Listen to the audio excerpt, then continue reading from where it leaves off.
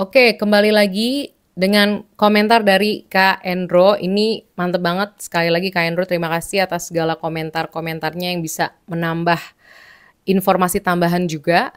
Saya setuju dengan statement Kanovia. Pinjol itu, aduh jangan deh. Bank-bank akan malas approve pengajuan kartu kredit loh kalau kita udah punya akun pinjol, beneran deh. Bank-bank bisa tahu kita bersih dari pinjol atau enggaknya karena mereka ngecek di Slik OJK dulu sebelum ACC atau nolak pengajuan kartu kredit kita.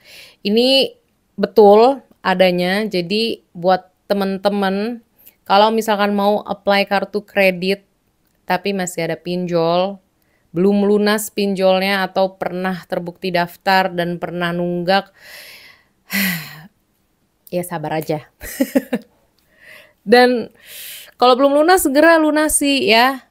Ya, maksudnya emang sekali lagi pilihan teman-teman, cuma jujur saya pribadi saya tidak merekomendasikan jenis pinjol karena emang bisa mengganggu daftar kita, daftar catatan kita di OJK, bisa memperburuk jatuhnya.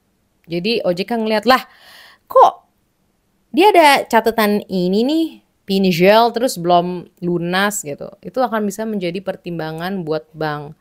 Cuma emang ya hidup, bener sih, hidup tuh tidak mudah ya.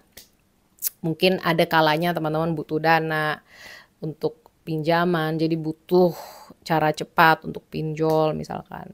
Kalaupun gitu ya harus hati-hati, harus cek. Ini misalkan ya kita mau minjem terus kita cek dulu, ini tuh ada biaya apa aja sih ketika kita minjam, terus bunganya berapa, terus kalau misalkan kita telat dananya kita denda berapa, terus selain itu apakah ini aplikasi pinjol bisa kita, apakah aplikasi pinjol ini kita sempat kasih akses untuk mengakses kontak kita.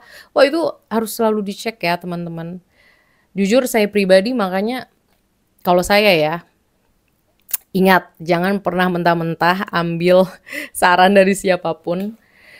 Termasuk saya, apalagi saya. Kalau misalkan emang kepepet banget gitu ya, atau misalkan mau jaga-jaga suatu hari, menurut saya nggak ada salahnya untuk punya kartu kredit beneran deh. Karena kalau kita minjamnya dengan kartu kredit, terus kita bayarnya rutin, terus kita mau komunikatif dengan CS-nya, misalkan, aduh kak ini bisa nggak ya dijadiin cicilan 3 bulan, boleh nggak? Saya belum bisa bayar full, jadi saya harus mencicil ini. Atau kak boleh nggak tolong banget, misalkan ini nelfon CS, tolong banget ini boleh nggak bunganya dikurangin kak atau gimana gitu loh. Misalkan kalau lagi minjem. Karena biasanya kalau bank ya, misalkan kartu kredit terus kita minjem uang gitu dalam bentuk pembelian melalui kartu kredit atau mungkin tarik tunai, itu akan lebih bisa dikompromi, lebih jelas. Apalagi kan memang sayangnya banyak sekali atau nggak sedikit pinjol yang tidak terdaftar di OJK. Jadi makin berabe. Nah kalau misalkan di bank-bank ini, meskipun tentu tidak semua CS sempurna, pasti namanya juga manusia, setidaknya kita masih bisa nego lah dan SOP-nya tuh lebih jelas.